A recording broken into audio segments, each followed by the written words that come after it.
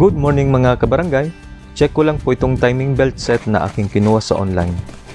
Magpapalit na kasi ako ng timing belt ng aming sasakyan.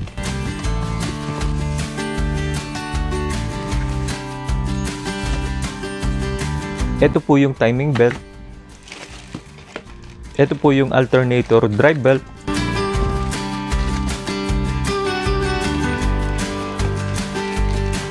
Ito naman po yung balancer belt.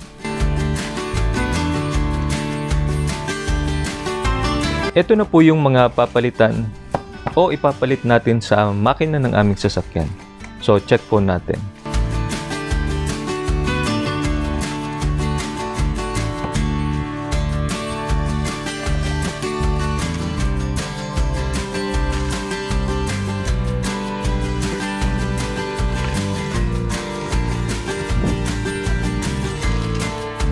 Ito naman po yung oil seal, isang set po ito.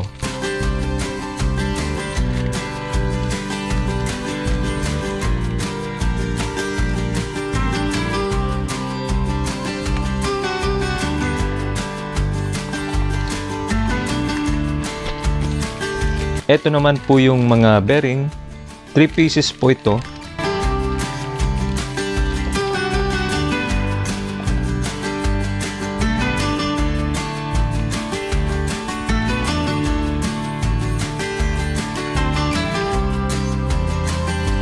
Ito pong mga bearing, pare-pares lang po yung sizes nito.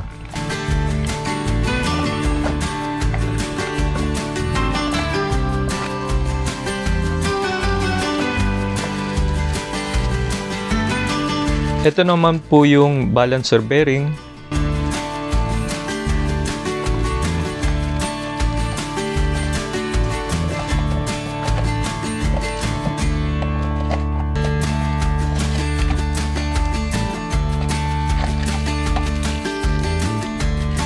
Tensioner adjuster.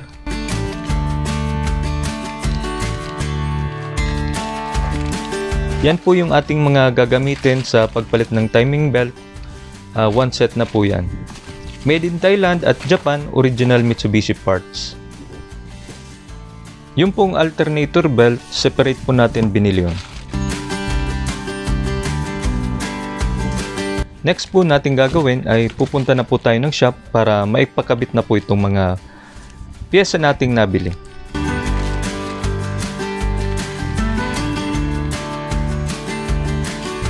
Andito na po tayo sa shop.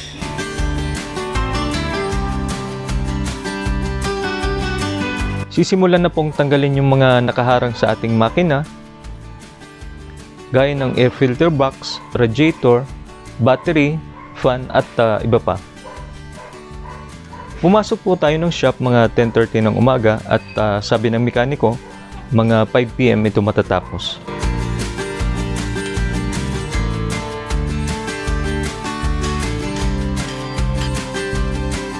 Magpapalit na po siya ng mga oil seal at nililinis na. Ito po yung tinanggal na timing belt. Wala pa naman pong mga crack pero kailangan na pong palitan dahil yun po ang nasa service manual. Nakalagay kasi sa booklet 60,000 to 80,000 kilometers kailangan na magpalit ng timing belt. Mas maganda na rin mas maagang magpalit para iwas sa problema. Mas mura ang timing belt set kumpara sa buong makina kung maputulan ka ng timing belt. Nasa 80,000 kilometers na po ang tinakbo nitong aming sasakyan kaya pwede nang balitan. Yung labor naman po pala dito sa shop nasa 6K. Pero syempre depende na rin yan sa mga shop kung magkano ang labor nila. May mura at may mahal.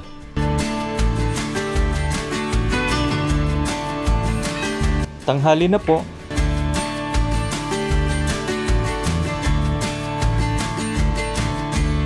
Maya-maya po kain muna tayo.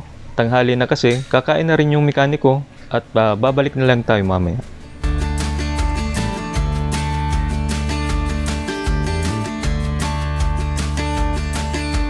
Nakabalik na po tayo at okay na po yung ibang mga parts na ikabit na. At syempre kung hindi ka pa po nakakapag-subscribe sa aking channel, paklik na lang po ng like at subscribe button, pati na rin po yung notification bell para ma-notify kayo kung may bago na naman po tayong i-upload na video.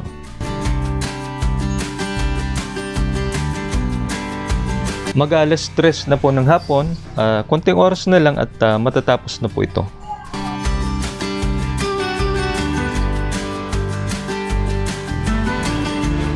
Ito na po at naibalik na yung mga tinanggal. Naikabit na po yung air filter box, radiator at fan.